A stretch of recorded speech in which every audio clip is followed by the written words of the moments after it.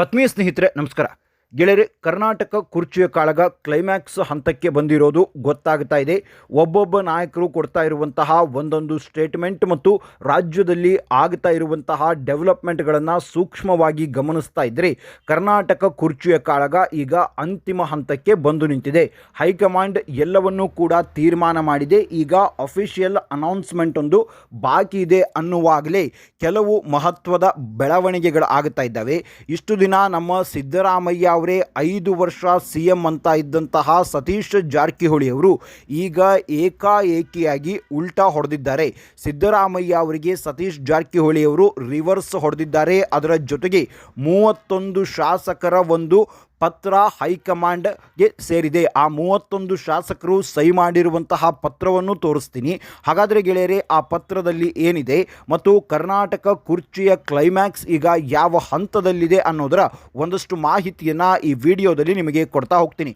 ಗೆಳೆಯರೆ, ಶಿವರಾತ್ರಿ ಬಳಿಕ ರಾಜ್ಯದಲ್ಲಿ ಕುರ್ಚಿಯ ಚಟುವಟಿಕೆಗಳು ಜಟಾಪಟಿ ಎಲ್ಲವೂ ಕೂಡ ಜೋರಾಗಿದೆ.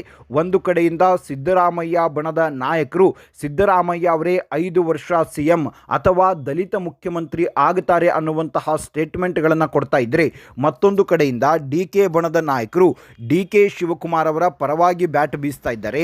ಒಂದು ಕಡೆ ಈಗ DK ಶಿವಕುಮಾರ್ ಅವರೇ ಮುಂದೆ ಮುಖ್ಯಮಂತ್ರಿ ಆಗಲಿದ್ದಾರೆ ಅನ್ನೋದು ಬಹುತೇಕ ಖಚಿತ ಅನ್ನುವಂತಹ ವಾತಾವರಣವೂ ಕೂಡ ಸೃಷ್ಟಿ ಆಗ್ತಾ ಇದೆ.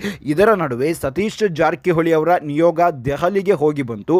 ದೆಹಲಿಗೆ ಹೋಗಿ ಬಂದ ನಂತರ ಸತೀಶ್ ಜಾರಕಿಹೊಳಿ ಅವರ ವರಸೆಯೂ ಕೂಡ ಬದಲಾಗಿದೆ.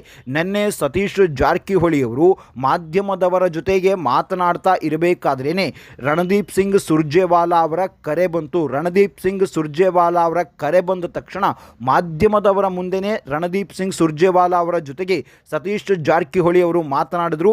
ನಾನು ಇಲ್ಲೇ ಕಾರವಾರದಲ್ಲಿದ್ದೇನೆ ಅನ್ನುವಂತಹ ಮಾತನ್ನು ಹೇಳಿದರು. ಆನಂತರ ರಾಜ್ಯದ ಕೆಲವು ಆಗು ಹೋಗುಗಳ ವಿಚಾರಗಳ ಬಗ್ಗೆಯೂ ಕೂಡ ಸತೀಶ್ ಜಾರಕಿಹೊಳಿ ಅವರು ಅವರ ಜೊತೆಗೆ ಚರ್ಚೆ ನಡೆಸಿದ್ರು.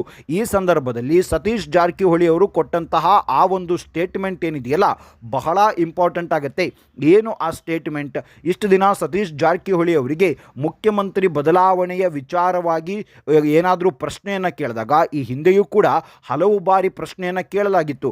ಆಗ ಸತೀಶ್ ಜಾರಕಿಹೊಳಿ ಅವರು ಏನು ಹೇಳ್ತಾ ಇದ್ರು, ನಮ್ಮಲ್ಲಿ ಮುಖ್ಯಮಂತ್ರಿ ಚೇರ್ ಖಾಲಿ ಇಲ್ಲ, ಸಿದ್ದರಾಮಯ್ಯ ಅವರಿಗೆ ಆಲ್ರೆಡಿ CM ಆಗಿದ್ದಾರೆ, ಖಾಲಿ ಆದಾಗ ಮುಂದೆ ನೋಡ್ಕೊಳ್ಳೋಣ, ಸದ್ಯಕ್ಕಂತೂ ಮುಖ್ಯಮಂತ್ರಿ ಕುರ್ಚಿ ಖಾಲಿ ಇಲ್ಲ ಅನ್ನುವಂತಹ ಮಾತನ್ನು ನೇರವಾಗಿ ಸತೀಶ್ ಜಾರಕಿಹೊಳಿ ಅವರು ಹೇಳ್ತಾ ಇದ್ರು.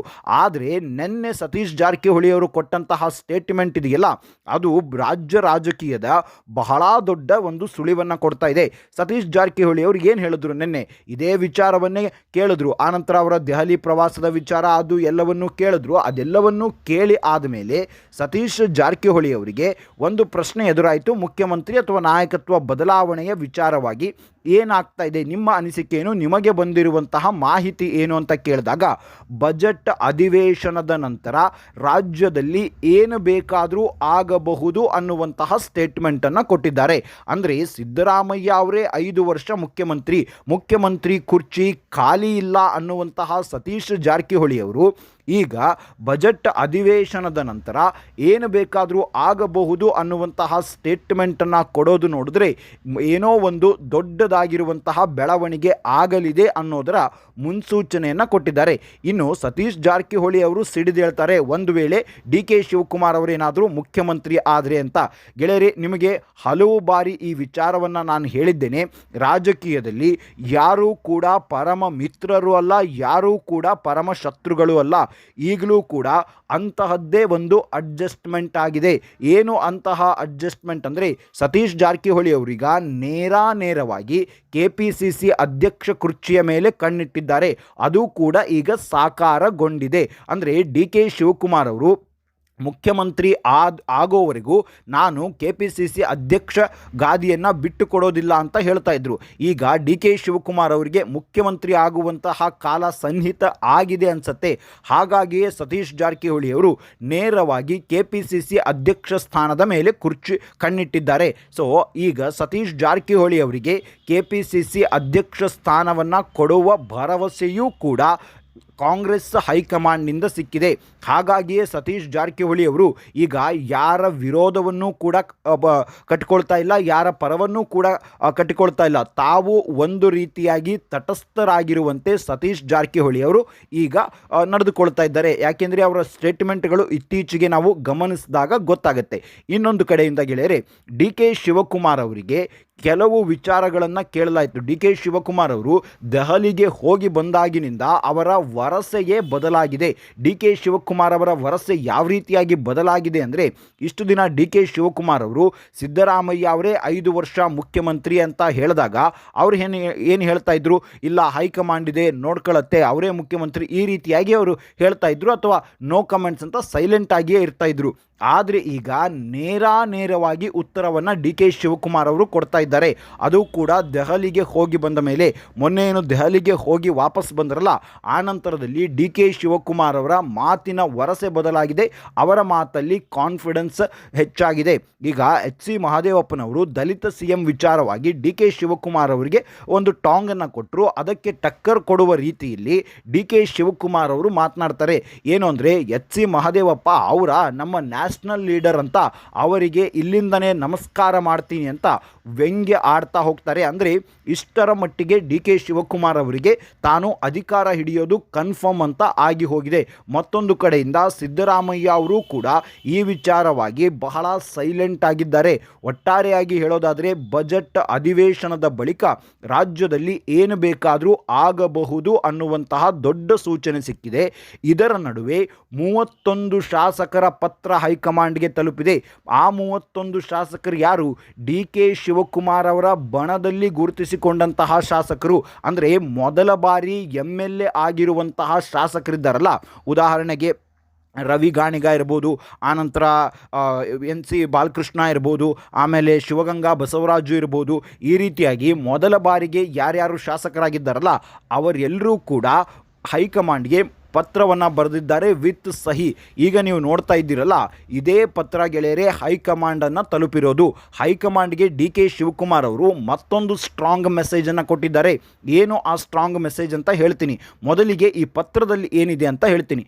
ಈ ಪತ್ರದಲ್ಲಿ ಈಗ ಯಾರ್ಯಾರು ಅಧಿಕಾರಕ್ಕೆ ಅಂಟಿ ಕುಳಿತುಕೊಂಡಿದ್ದಾರಲ್ಲ ಅವರನ್ನು ಬಿಟ್ಟು ಹೊಸದಾಗಿ ಸಚಿವ ಸಂಪುಟವನ್ನು ರಚನೆ ಮಾಡಿ ಜೂನಿಯರ್ಸ್ ಆಗಿರುವಂತಹ ನಮಗೂ ಕೂಡ ಅವಕಾಶ ಕೊಡಿ. ಎಷ್ಟು ಬಾರಿ ಅಂತೂ ಅವಕಾಶ ಕೊಟ್ಟವರಿಗೆ ಕೊಡ್ತೀರಾ, ನಾವು ಕೂಡ ಕಾಯ್ತಾ ಇದ್ದೀವಿ, ನಮಗೂ ಕೂಡ ಅನುಭವ ಆಗಲಿ. ನೀವು ಬರೀ ಅಧಿಕಾರವನ್ನು ಅನುಭವಿಸಿದವರಿಗೆ, ಅಧಿಕಾರದಲ್ಲಿ ಇದ್ದವರಿಗೆ, ಆ ಒಂದು ಕುರ್ಚಿಗೆ ಅಂಟಿಕೊಂಡವರಿಗೆ ನೀವು ಅವಕಾಶವನ್ನು ಕೊಡ್ತಾ ಹೋದರೆ ನಾವು ಯಾವಾಗ ರಾಜಕೀಯದಲ್ಲಿ ಮುಂದೆ ಬರೋದು?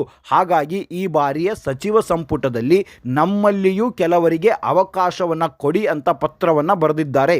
ಈಗ 31 ಜನ ಶಾಸಕರು ಈ ರೀತಿಯಾಗಿರುವಂತಹ ಪತ್ರವನ್ನು ವಿತ್ ಸಹಿ ಸಮೇತ ಹೈಕಮಾಂಡ್ಗೆ ಕಳಿಸಿದ್ದಾರೆ. ಅವರೆಲ್ಲರೂ ಕೂಡ ಡಿ ಕೆ ಶಿವಕುಮಾರ್ ಅವರ ಬೆಂಬಲಿಗ ಶಾಸಕರು. ಇದರ ಹಿಂದೆ ಇನ್ನೊಂದು ಸ್ಟ್ರಾಂಗ್ ಮೆಸೇಜ್ ಏನಿದೆ ಅಂದರೆ, ಈ ಹಿಂದೆಯೇ ಡಿ ಕೆ ಶಿವಕುಮಾರ್ ಅವರು ದೆಹಲಿಗೆ ಹೋದಾಗ ಪ್ರಿಯಾಂಕಾ ವಾದ್ರಾ ಅವರಿಗೆ ಒಂದು ಮಾತನ್ನು ಹೇಳಿದ್ರು, ನಾನು ಓಕೆ ಅಂದರೆ 21ರಿಂದ 25 ಜನ ಶಾಸಕರು ರಾಜೀನಾಮೆ ಕೊಡೋದಕ್ಕೂ ರೆಡಿಯಾಗಿದ್ದಾರೆ. ಆನಂತರ ನನಗೆ ಅಧಿಕಾರ ಕೊಡಲಿಲ್ಲ ಅಥವಾ ಇದೇ ತರಹ ಮುಂದೆ ಹಾಕ್ಕೊಂಡು ಹೋಗಿ ಅವರು ಏನಾದರೂ ರಾಜೀನಾಮೆ ಕೊಟ್ಟರೆ ಆನಂತರ ನನಗೆ ಕೇಳಬೇಡಿ, ಅದಕ್ಕೂ ನನಗೂ ಸಂಬಂಧ ಇಲ್ಲ ಅನ್ನುವಂತಹ ಮಾತನ್ನು ಹೇಳಿ ಬಂದಿದ್ದರು. ಅದರ ಟ್ರೈಲರ್ ಈಗ ಡಿ ಕೆ ಶಿವಕುಮಾರ್ ಅವರು ಬಿಟ್ಟಿದ್ದಾರೆ. ಅಂದರೆ ನಮಗೂ ಕೂಡ ಅಧಿಕಾರವನ್ನು ಕೊಡಿ ಅಥವಾ ನಮ್ಮ ನಾಯಕರಿಗೆ ಅಧಿಕಾರವನ್ನು ಕೊಡಿ, ನಾವು ಅವರ ನಾಯಕತ್ವವನ್ನು ತುಂಬ ಬಲವಾಗಿ ಮೆಚ್ಚಿಕೊಂಡಿದ್ದೇವೆ, ಅವರನ್ನೇ ನಂಬಿಕೊಂಡು ನಾವು ರಾಜಕೀಯಕ್ಕೆ ಬಂದಿದ್ದೇವೆ. ನೀವು ಅವರಿಗೆ ಅವಕಾಶ ಕೊಟ್ಟಿಲ್ಲ ಅಂದರೆ ನಮಗೆ ಅವಕಾಶವನ್ನು ಕೊಡುವಂತಹ ಯಾವ ಭರವಸೆಯೂ ಇಲ್ಲ. ಹಾಗಾಗಿ ನಾವು ಮುಂದಿನ ದಿನಗಳಲ್ಲಿ ರಾಜೀನಾಮೆಗೂ ಸಿದ್ಧ ಅನ್ನುವ ಅರ್ಥದಲ್ಲಿ ಅನ್ನುವ ಟ್ರೈಲರ್ನ ರೀತಿಯಲ್ಲಿ ಆ ಪತ್ರವನ್ನು ಈಗ ಹೈಕಮಾಂಡ್ಗೆ ತಲುಪಿಸುವಂತಹ ವ್ಯವಸ್ಥೆ, ತನ್ನ ಬೆಂಬಲಿಗರು ಎಷ್ಟು ಜನ ಇದ್ದಾರೆ ಅನ್ನುವಂತಹ ವ್ಯವಸ್ಥೆಯನ್ನು ಡಿ ಕೆ ಶಿವಕುಮಾರ್ ಅವರು ಮಾಡ್ತಾ ಇದ್ದಾರೆ.